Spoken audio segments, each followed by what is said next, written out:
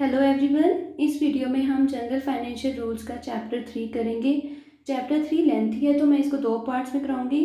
इस वीडियो में हम पार्ट 1 करेंगे। Chapter 3 is about budget formulation and implementation. Budget का सबको थोड़ा बहुत आइडिया है, देख लेते हैं इस चैप्टर में क्या क्या दिया है। जो हमारा बजट है इसे कॉन्स्टिट्यूशन में एनुअल फाइनेंशियल स्टेटमेंट कहते हैं।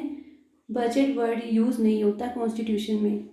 और जो हमारा बजट है इसके अंदर क्या क्या है देख, जिस फाइनेंशियल ईयर का बजट है उस ईयर में कितना रेवेन्यू एक्सपेक्टेड है, कितना एक्सपेंडिचर होगा, उन सबके एस्टिमेट्स बनते हैं। कितना इंटरेस्ट या रीपेमेंट ऑन लोन्स करनी है हमें, या बाकी इंफॉर्मेशन जैसे पिछले ईयर का एनालिसिस कि कितना रिसीट हुआ था, कितना एक्सपेंडिचर हुआ था, ये सब कुछ इंक्लूड किया जाता है बजट में। जो कॉन्स्टिट्यूशन के आर्टिकल 112 से 116 है ये बजट से रिलेटेड है। इनमें बताया गया है कि बजट को कैसे प्रिपेयर किया जाता है, कैसे इसकी फॉर्मुलेशन होती है और कैसे सबमिशन होती है पार्लियामेंट में। जो बजट है ये पार्लियामेंट के दोनों हाउसेज में रखा जाता है, राज्यसभा में भी लोकसभा में भी। जो आर्टिकल 112 है इसका क्लॉज 1 कहता है कि जो प्रेसिडेंट है ये उसकी रिस्पॉन्सिबिलिटी है कि वो करे कि बजट दोनों हाउसेज में रखा जाए, और इसकी जो अरेंजमेंट है वो फाइनेंस मिनिस्टर करता है ऑन बिहाफ ऑफ प्रेसिडेंट। तो ये आर्टिकल आपको पता होना चाहिए। जो हमारा रेलवे बजट था वो जनरल बजट से 1921 में सेपरेट हो गया था on the recommendation of Acworth committee. Acworth committee की रिकमेंडेशन पे ये दोनों बजट्स अलग बनाए जाते थे, बट 2017-18 फाइनेंशियल ईयर से इन दोनों को दोबारा से मर्ज कर दिया गया है। ये क्वेश्चन पूछा गया था इस बार। जो मिनिस्ट्री ऑफ फाइनेंस का बजट डिवीज़न है ये गाइडलाइंस इशू करता है किसके लिए, कि बजट एस्टिमेट्स की कैसे प्रिपरेशन होगी, ये गाइडलाइंस इशू करता है बजट डिवीज़न। अब देख लेते हैं बजट में क्या क्या है। बजट के 2 पार्ट्स होते हैं, रिसीट एंड एक्सपेंडिचर। पहले रिसीट देख लेते हैं। रिसीट 2 टाइप्स का होता है, revenue receipts and capital receipts. Revenue receipts 2 type की हैं, tax, non tax. Tax revenue में क्या क्या होता है, direct, indirect taxes. Direct taxes जैसे इनकम टैक्स हो गया हमारा, इनडायरेक्ट टैक्सेस जैसे सर्विस टैक्स, जीएसटी वगैरह, ये सब कुछ इनडायरेक्ट टैक्सेस में आते हैं। नॉन टैक्स रेवेन्यू क्या होता है, जब गवर्नमेंट कोई सर्विस प्रोवाइड करती है तो उसके चार्जेस जो लगाती है, यूज़र चार्जेस हो गए, फीस हो गई, या फिर जो गवर्नमेंट ने इन्वेस्टमेंट की हुई है उन पर जो उन्हें डिविडेंड या प्रॉफिट मिलता है, या जो ट्रांसफ़र किया जाता है सरप्लस का फ्रॉम आरबीआई, ये सारे क्या है, नॉन टैक्स रेवेन्यू होते हैं। ऐसे ही कैपिटल रिसीट्स देख लेते हैं। ये 2 टाइप की होती है, debt and non debt. Debt internal भी हो सकता है, एक्सटर्नल भी हो सकता है। नॉन डेट कैपिटल रिसीट में क्या क्या आता है, जो लोन की रिकवरी हुई है या फिर डिसइन्वेस्टमेंट से जो पैसा आया है वो क्या है, कैपिटल रिसीट। अब हम एक्सपेंडिचर देख लेते हैं। जो एक्सपेंडिचर है वो 2 टाइप का होता है, चार्ज्ड और वोटेड। एक्सपेंडिचर को एज रेवेन्यू एंड कैपिटल भी क्लासिफाई किया जाता है। जो चार्ज्ड एक्सपेंडिचर है इसे आर्टिकल 112 के क्लोज 3 में डिफाइन किया गया है, और वोटेड एक्सपेंडिचर को आर्टिकल 113 के क्लोज 2 में। तो आपको ये आर्टिकल नंबर्स याद रखने हैं। जो चार्ज एक्सपेंडिचर होता है इसको सिर्फ लोकसभा में डिस्कस किया जाता है, इस पर कोई भी वोटिंग नहीं होती, यानी कि लोकसभा इसे रिजेक्ट या अमेंड नहीं कर सकती, इसे अप्रूवल मिलता ही मिलता है। चाहे बजट हमारा पास हो ना हो, लेकिन चार्ज एक्सपेंडिचर होगा ही होगा, क्योंकि ये चार्ज अपॉन कंसोलिडेटेड फंड होता है। अब जो हमारा चार्ज एक्सपेंडिचर होता है उसकी एग्जाम्पल देख लेते हैं। जैसे हमारे सीएजी के जो सैलरी अलाउंसेस हैं, या हमारे सुप्रीम कोर्ट, हाई कोर्ट के जजेस की जो सैलरी अलाउंसेस हैं, या प्रेसिडेंट के एमोल्यूमेंट्स जो हैं वो एक चार्ज एक्सपेंडिचर में आते हैं। जो वोटेड एक्सपेंडिचर है वो क्या होता है, लोकसभा में उस पर वोटिंग की जाती है, और डिस्कशन के बाद मतलब वोटिंग होगी तब उसे लोकसभा डिसाइड करती है कि अप्रूव करना है या रिजेक्ट करना है या उसे अमेंड करना है। जनरली अप्रूवल मिल जाता है, क्योंकि हमारी जो गवर्नमेंट होती है वो मेजॉरिटी में होती है लोकसभा में, तो वो उसे पास कर ही देती है। जो वोटेड एक्सपेंडिचर होता है वो डिमांड फॉर ग्रांट्स की फॉर्म में प्रेजेंट किया जाता है। फर्दर हम आगे पढ़ेंगे कि डिमांड फॉर ग्रांट्स क्या होता है। अभी हमने देखा था जो रेवेन्यू है वो दो टाइप का था, टैक्स रेवेन्यू और नॉन टैक्स रेवेन्यू। जो टैक्स रेवेन्यू है और नॉन डेट कैपिटल रिसीट्स हैं, इन्हें कौन मैनेज करता है? Ministry of finance. लेकिन जो नॉन टैक्स रेवेन्यू है इन्हें रिस्पेक्टिव मिनिस्ट्रीज और डिपार्टमेंट्स मैनेज करते हैं। तो ये पता होना चाहिए, पूछा गया था इस बार question. Next is user charges. अभी हमने देखा था कि एक नॉन टैक्स रेवेन्यू है, जब गवर्नमेंट कोई सर्विसेज प्रोवाइड करती है तो यूज़र चार्जेस लेती है। इन चार्जेस को रिवाइज किया जाता है कम से कम 3 साल बाद। और जो ये यूज़र चार्जेस हैं इन्हें फिक्स किया जाता है थ्रू एग्जीक्यूटिव ऑर्डर्स, क्योंकि ताकि इनकी क्या रिवीजन इजी रहे, तो इन्हें एग्जीक्यूटिव ऑर्डर्स के थ्रू फिक्स किया जाता है। ये भी इसमें से भी क्वेश्चन पूछा हुआ था, तो ध्यान से कर लेना इन्हें। Next is demand for grants. अभी हमने देखा था जो हमारा वोटेड एक्सपेंडिचर होता है उसे प्रेजेंट कैसे करते हैं? डिमांड फॉर ग्रांट्स की फॉर्म में प्रेजेंट किया जाता है। ये आर्टिकल 113 में डिफाइंड है कॉन्स्टिट्यूशन के, आपको आर्टिकल भी पता होना चाहिए।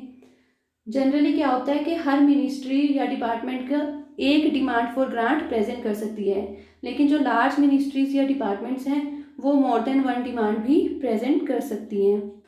डिमांड मतलब क्या कि कोई स्कीम या प्रोजेक्ट वो अपना प्रेजेंट कर सकते हैं कि हमें इस स्कीम के लिए पैसा चाहिए, इस सर्विस के लिए पैसा चाहिए। जो डिमांड फॉर ग्रांट्स होती हैं ये पार्लियामेंट में 2 लेवल्स पे प्रेजेंट की जाती है। ध्यान रखना जो बजट है वो दोनों हाउसेस में प्रेजेंट किया जाता है, राज्यसभा में भी लोकसभा में भी। लेकिन जो डिमांड फॉर ग्रांट है वो सिर्फ लोकसभा में प्रेजेंट की जाती है, क्योंकि लोकसभा के पास ही सिर्फ मनी पावर्स हैं, मतलब मनी से रिलेटेड जो भी डिसीजन लेने हैं वो लोकसभा लेती है, राज्यसभा नहीं ले सकती। अब डिमांड फॉर ग्रांट्स की 2 लेवल्स थे हमने देखा था। पहला है मेन डिमांड फॉर ग्रांट, दूसरा डिटेल्ड डिमांड फॉर ग्रांट। जो मेन डिमांड है ये मिनिस्ट्री ऑफ फाइनेंस का जो बजट डिवीजन है ये बजट के साथ में रख देता है। और डिटेल्ड डिमांड फॉर ग्रांट इसे कंसर्न मिनिस्ट्री या डिपार्टमेंट प्रेजेंट करता है, लेकिन पहले अपनी डिपार्टमेंटली रिलेटेड स्टैंडिंग कमेटी से कंसीडर करवाता है। तो आपको ये कमेटी का नाम पता होना चाहिए, और किस डिमांड को कौन प्रेजेंट करता है लोकसभा में ये भी आपको पता होना चाहिए। 2 टाइप की डिमांड्स थी, मेन डिमांड फॉर ग्रांट और detailed demand for grant. Next is हमने देखा था कि बजट में रिसीट के एस्टिमेट्स बनते हैं और एक्सपेंडिचर के एस्टिमेट्स बनते हैं। तो रिसीट एस्टिमेट्स डिटेल्ड हेड तक बनते हैं और पिछले 3 साल में कितना रेवेन्यू हुआ था उसे भी इंक्लूड किया जाता है।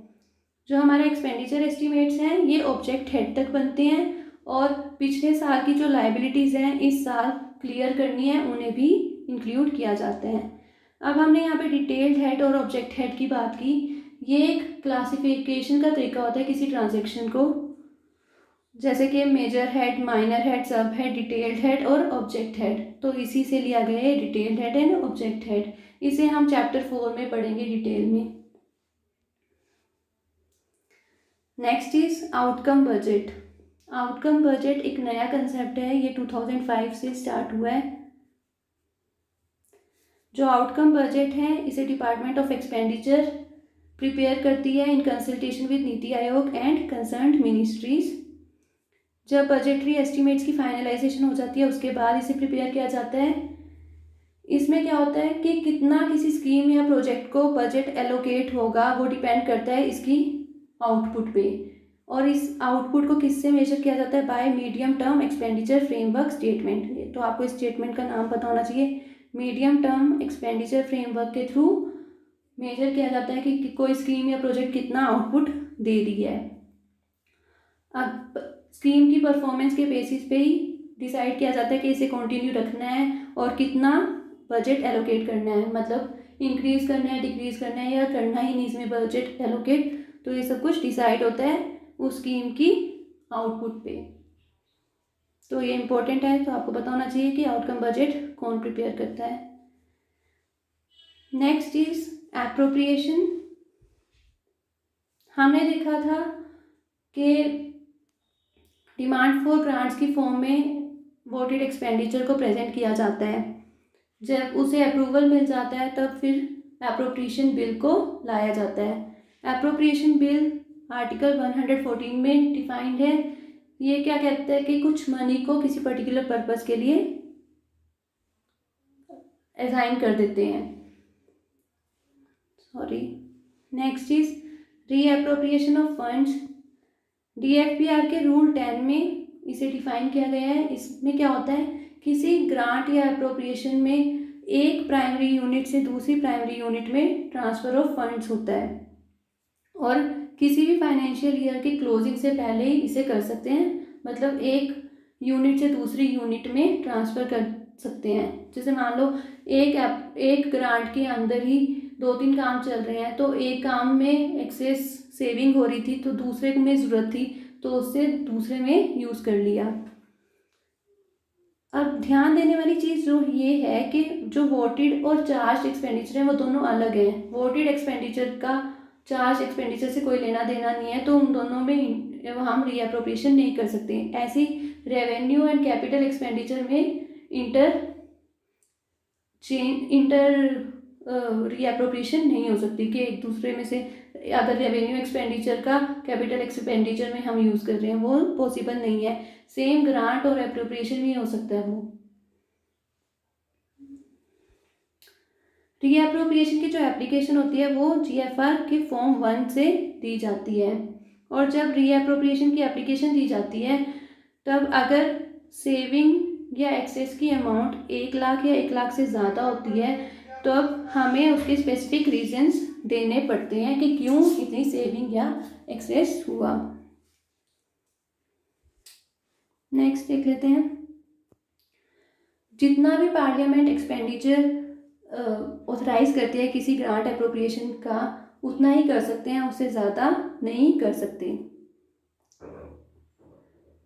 अगर किसी ग्रांट एप्रोप्रिएशन में कोई सेविंग नहीं है तो हम रीअप्रोप्रिएशन भी नहीं कर पाएंगे। तो उस केसेस में कैसे, अगर हमारा एक्सपेंडिचर एक्सेस हो रहा है तो उसे कैसे कवर करते हैं, उसके लिए हम सप्लीमेंट्री ग्रांट या एप्रोप्रिएशन ले सकते हैं। सप्लीमेंट्री ग्रांट को आर्टिकल 115 के क्लोज 1 में डिफाइन किया गया है, इसे याद रख लेना। अब जो सप्लीमेंट्री ग्रांट है इसका भी प्रोसीजर सेम होता है जैसे जब ओरिजिनल ग्रांट ली जाती है कि लोकसभा में उसकी वोटिंग होगी, अप्रूवल होता है, तब सप्लीमेंट्री ग्रांट मिलती है। लेकिन कई बार जब इमरजेंसी सिचुएशन होती है कि वोटिंग वगैरह में बड़ा long procedure, time consuming process हो जाती है, तब उस केस में हम कंटिजेंसी फंड से एडवांस ले सकते हैं। अब जब हम कंटिजेंसी फंड से एडवांस लेते हैं तो उसका जो प्रोसीजर है वो किस में डिफाइंड है, contingency fund of India rules 1952 में। आपको ध्यान रखना है कि ये हमने पहले पढ़ा था contingency fund of India act 1950, इन दोनों में कंफ्यूज मत होना।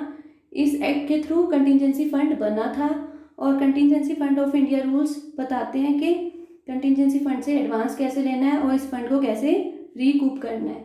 तो आपको दोनों पता होना चाहिए, रूल्स भी और ये एक्ट भी, और किस ईयर में आए थे ये। नेक्स्ट, जो कई बार क्या होता है कि हम जब बजट बनाते हैं तो किसी सर्विस के लिए एक्सपेंडिचर को एलोकेट नहीं करवाते, लेकिन जब फाइनेंशियल ईयर चल रहा होता है तब हमें ज़रूरत पड़ जाती है किसी न्यू सर्विस पे एक्सपेंडिचर की। तब हमारे पास 2 ऑप्शन होते हैं, या तो हम सप्लीमेंट्री ग्रांट से उस न्यू सर्विस पे एक्सपेंडिचर कर सकते हैं या फिर advance from contingency fund use कर सकते हैं। नेक्स्ट इज ये ध्यान रखना बहुत इंपॉर्टेंट है। Next is vote on account, article 116 में ये डिफाइंड है। अब क्या होता है कि जो हमारा एप्रोप्रिएशन बिल है वो तो फाइनेंशियल ईयर स्टार्ट होने के बाद लाया जाता है, पास करवाया जाता है। तो उससे पहले जो ब्रीफ पीरियड होता है उस टाइम पे एक्सपेंडिचर करने के लिए गवर्नमेंट को जब पैसा चाहिए होता है उसके लिए वो ऑथराइजेशन लेते हैं पार्लियामेंट से बाय वोट ऑन अकाउंट। ठीक है, तो वोट ऑन अकाउंट क्या होता है, वो जो ब्रीफ पीरियड के लिए एक्सपेंसेस करने के लिए ऑथराइजेशन ली जाती है। अब जो वॉट ऑन अकाउंट में फंड्स प्रोवाइड किए जाते हैं उसे न्यू सर्विस के लिए हम यूज़ नहीं कर सकते। तो ये इंपॉर्टेंट पॉइंट है, आपको पता होना चाहिए कि न्यू सर्विस पे एक्सपेंडिचर करना है तो हम वॉट ऑन अकाउंट के फंड्स को यूज़ नहीं कर सकते, हम सिर्फ सप्लीमेंट्री और एडवांस फ्रॉम कंटिजेंसी फंड को यूज़ कर सकते हैं। तो अभी हमने पार्ट 1 में बस इतना ही करना है, बाकी का चैप्टर मैं पार्ट 2 में कवर कर दूँगी। आप इसको अच्छे से रिवाइज कर लेना ताकि आपको आगे वाला पार्ट भी अच्छे से समझ आ जाए। Thank you.